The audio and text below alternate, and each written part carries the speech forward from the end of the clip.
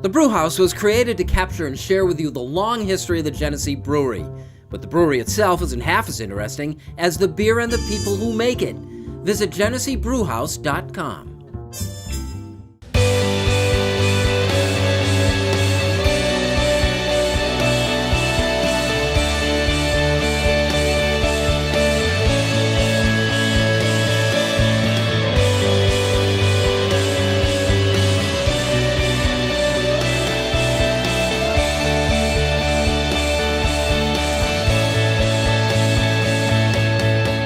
Hello, everyone. Thanks for joining us. This is the original Rochester Press Box presented by the Genesee Brew House. I'm Bill Pucko, joined, as always, by WCMF's The Breakroom's Pat Duffy. Hey, everybody. How's it going? Right, Pat. Co-anchor here, Mike Catalana from 13 WHAM News. Good to be back. And it is our pleasure to invite in the Division III College Women's Basketball Coach of the Year nationally, Scott Hemmer from the SUNY Geneseo. Thanks for joining us. It's great to be here, Congratulations. How humbling is an award like that? It's amazing. It's one of those things that at our level, you dream about the opportunity to get to a national championship game or to be recognized with an award like this, and to be able to get that at this point, it's an amazing feeling. We had the opportunity to actually be there when you learned of the award presentation. Yeah, I had no idea. I really had no idea. Obviously we've been through a lot this year, but I really didn't anticipate ever being considered for an award of that magnitude. Well, certainly what factored into it, the tragic situation that occurred down at SUNY Geneseo in January. And I had asked you before, there is no manual in terms of that. You've got a team, you have a death on the team, a murder on the team of one of your key players, and you have to deal with it. What is that like? It's devastating. As a college coach or even a parent, you live your whole life in fear of receiving a phone call from an administrator at the college telling you that there's been an incident on campus. And when I received that news and was asked to come down to the crime scene, I can't even begin to explain all the different emotions that go through your mind. Once we finally had the opportunity to get all of our players together, we got them in a room. Most of their families were there, and somebody has to walk into the room and say something. And I had absolutely no idea what to say. As we talked about, there's no textbook or college class offered to teach you how to deal with a tragedy such as that. And so you walk into the room. There's 40 people sitting there. You have absolutely no idea what to say, but you have to say something. And I went up there and I was as honest with them as I could be, and I simply said to them, this is something we'll never move on from, but we have to move forward. And I don't know how we're going to do that yet, but we'll do it together. And starting tomorrow, we'll do it by placing one foot in front of the other every day. And to their credit, they pulled it off. Yeah, how did you know when to get them back on the court, what to do when you got to that point? I mean, because I would think at every step from that moment forward, you might have a little bit of doubt of, am I doing this the right way? Am I waiting too long? Am I doing it too quickly? You had doubt every day. Yeah. We had doubt every day until the end of the season because it's such a wide range of emotions, and that can change from day to day. Mm.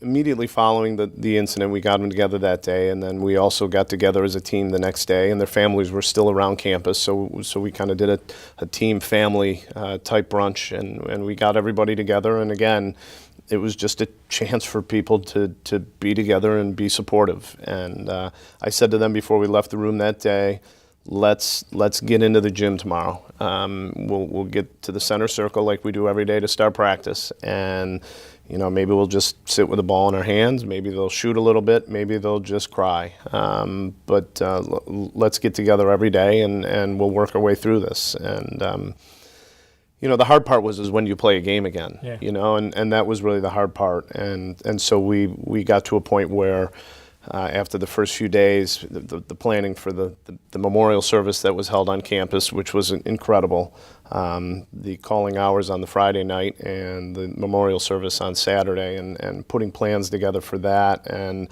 we had games scheduled for that weekend, and how are you going to handle that? So Again, we sat around the circle that day, and I said, where do you want to go from here? The school has your back with whatever you decide you want to do. You want to take some time off, you want to throw in the towel, you want to get back after it. And they all looked at me and said, Kelsey would want it no other way. We're going to play. And so each day was different, but we just kept chipping away. And you go on to the league title. You go to the NCAAs, you win a game there, you're National Coach of the Year. So it's like putting the best possible outcome, I guess, on a really tragic situation. Yeah, I give my players all the credit in the world. To be quite honest, when I was their age, I'm not sure I could have pulled that off. This is the original Rochester Press Box, presented by the Genesee Brew House. And we'll be back talking a little baseball in Cuba after this.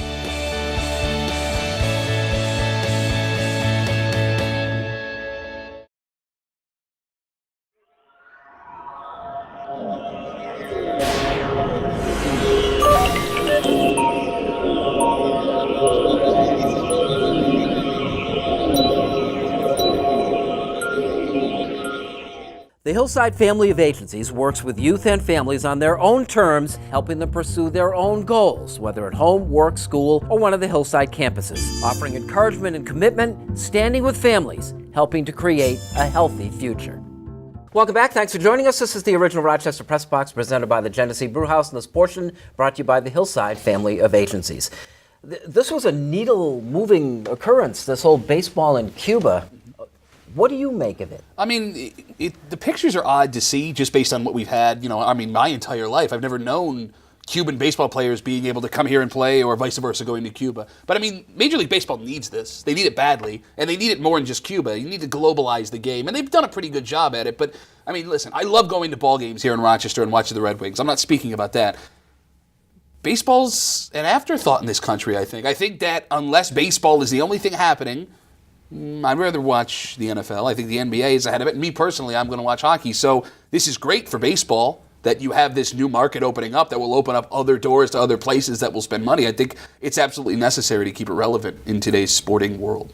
Interesting dynamic with this going on because of the whole political part of it. We're listening to the president, and he's basically saying we're embracing the culture and the people, but we have big issues with the government. Obviously, they always have. And I heard a couple of ESPN guys who have real connections to Cuba, like Dan Le Batard and then Pedro Gomez. And it was interesting because Le Batard is pretty hurt in a way that we've embraced Cuba in this way because of a lot of what happened to his parents. And it was understandable. And then I heard Pedro Gomez say, I've been back to this country like 7-8 times for different events.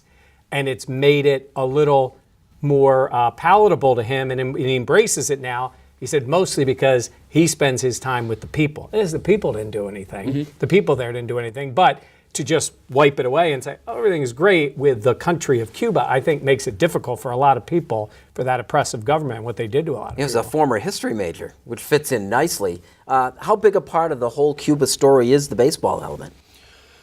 Well, I certainly agree that there's a political aspect to all this, and that can't be forgotten in it. But I really wonder how much of this whole Cuban baseball story is about making it easier and opening up the doors for those players to come over here and play MLB baseball. I mean, that's the one piece that I don't know has been discussed a lot, and I wonder if there's a back door there by Major League Baseball of if we can open up channels, can we get those guys over much easier than we have? Yeah, the government has no interest in that particular aspect, and they invited baseball to go. Sure. But I mean, it's the biggest part. And here's the other thing that nobody's really been talking about. If, say, a year from now, they open it up completely and Cuban players can go play Major League Baseball wherever they want. How about the death of the American baseball player? I mean, we're going to have Major League Baseball, minor leagues flooded with these Cuban players that can play. There's already been a decline in American players. Could this be the end of the kid from Nebraska that's got a rocket arm that's going to work his way up and play Major League Baseball?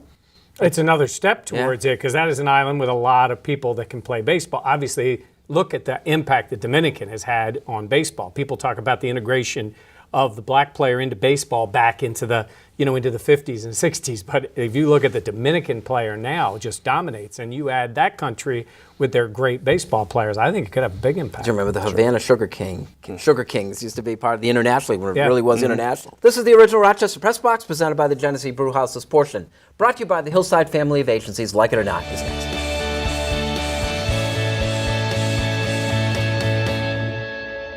As we go to break, it is time for the Turnbull Heating and Air Conditioning Trivia Question of the Week. When you're searching for a local heating and air conditioning contractor, look no further than one of the most reliable teams in the area at Turnbull Heating and Air Conditioning. Is called Turnbull at 343-2005.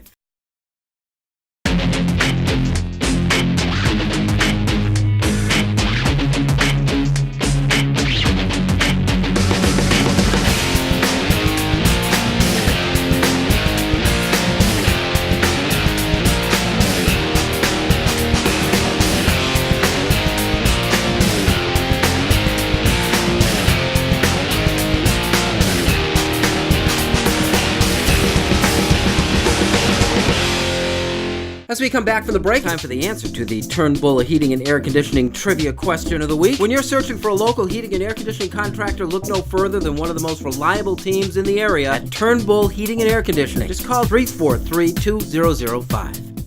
See New York in a whole new way. Amtrak is offering a 15% discount for all travel inside New York State and to Montreal. Visit Amtrak.com for the See New York discount. Safe, comfortable, affordable, and easy. Amtrak. Enjoy the journey.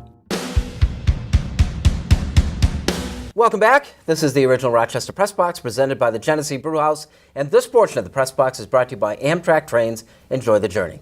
Michael, like it or not, rule changes in the NFL this year. All right, I'll make it quick. 2 penalties, 2 personal fouls, and you're out. I think that only works if you allow replay because the refs missed that call.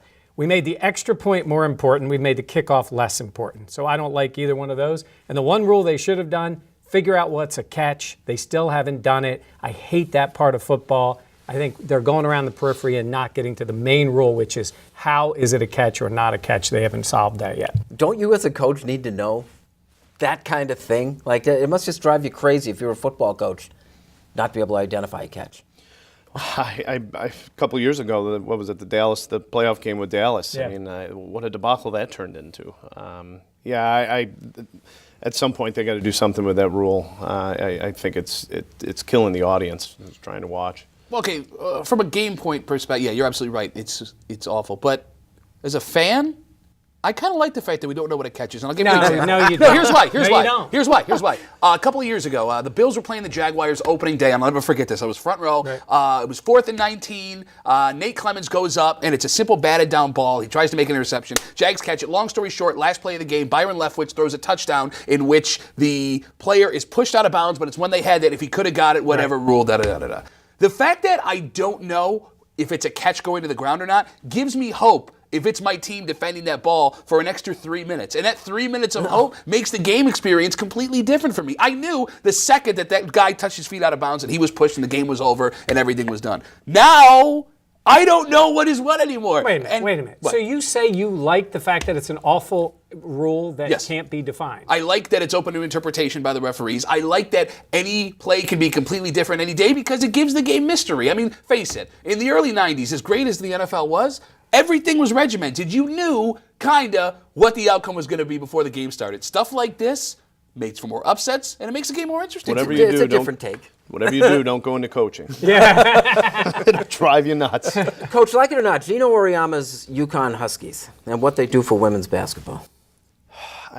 I don't like it. I mean, obviously, the one thing that the UConn Huskies do for the sport of women's basketball is you can turn them on and you can watch women's basketball played at a very high level.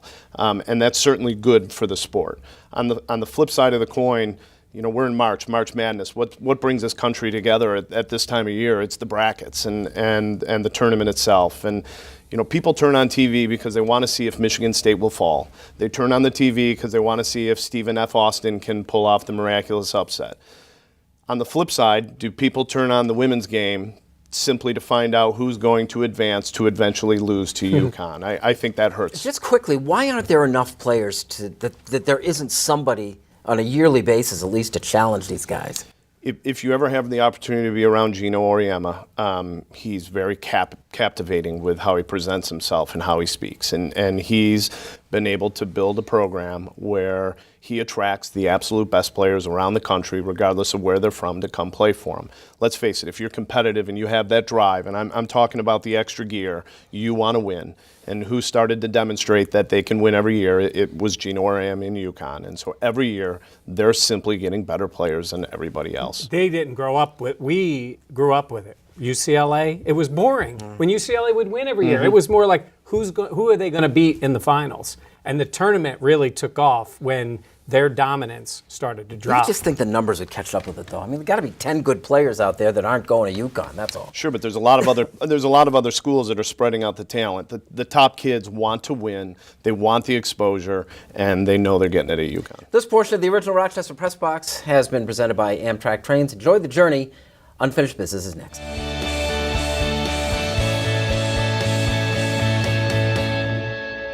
The Rochester Press Box Stat of the Week, brought to you by Cariglio's Pizza, with 5 locations serving the Rochester area. Visit carigliospizza.com today.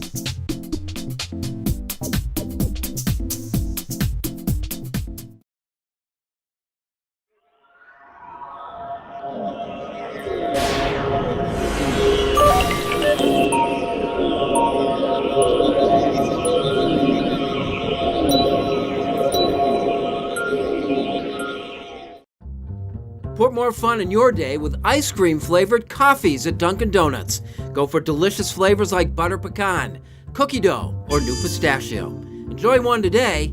America runs on Dunkin'. Welcome back to the original Rochester Press Box, presented by the Genesee Brew House. It's time for Unfinished Business, brought to you by Dunkin' Donuts. America runs on Dunkin'. Pat.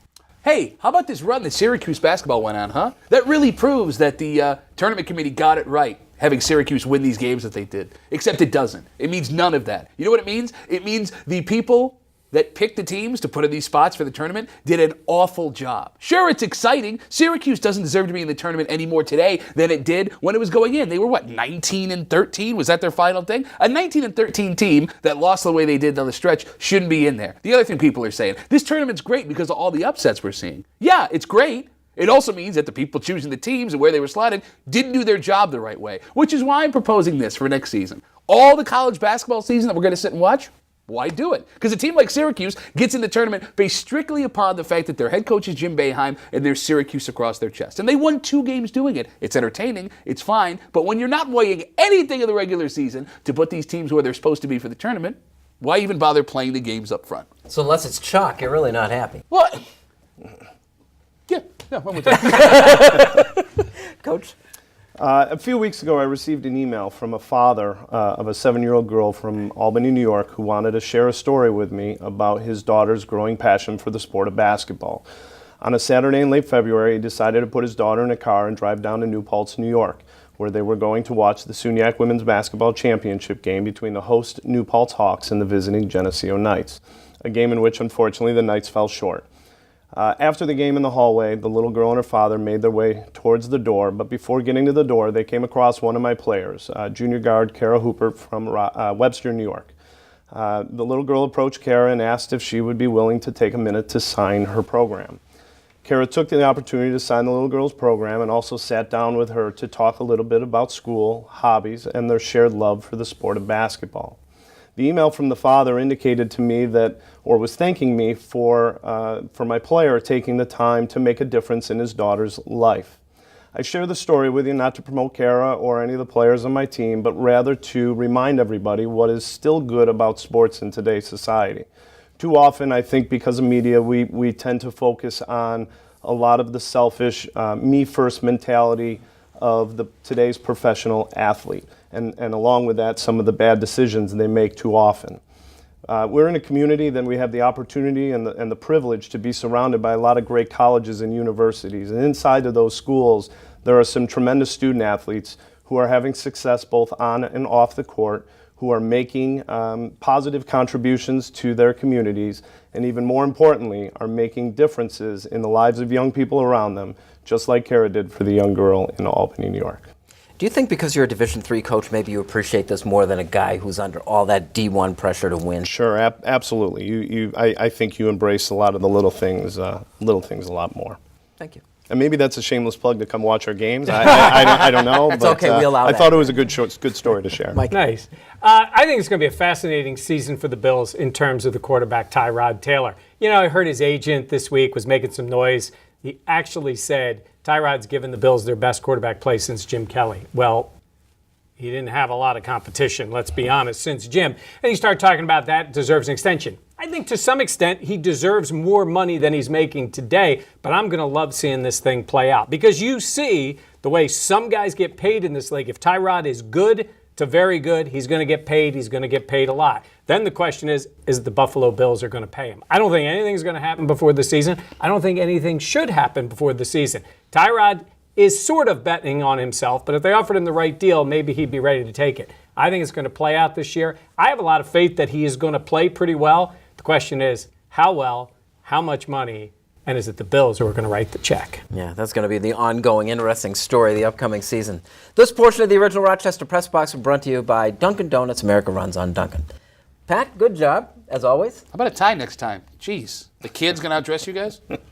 No, that's not possible with that sweater. No, you would. You wish you could rock this sweater the way I What do you rock call him, this Mr. sweater. Rogers earlier, right? Yeah. Coach, congratulations again, and thanks for joining us. This was good. Yeah, absolutely. Thanks for having me. He was really good. He was really good. Yeah. Thanks. No, you weren't. I'm waiting for your... And thank you for joining us on the original Rochester Press Box. We'll see you again next week.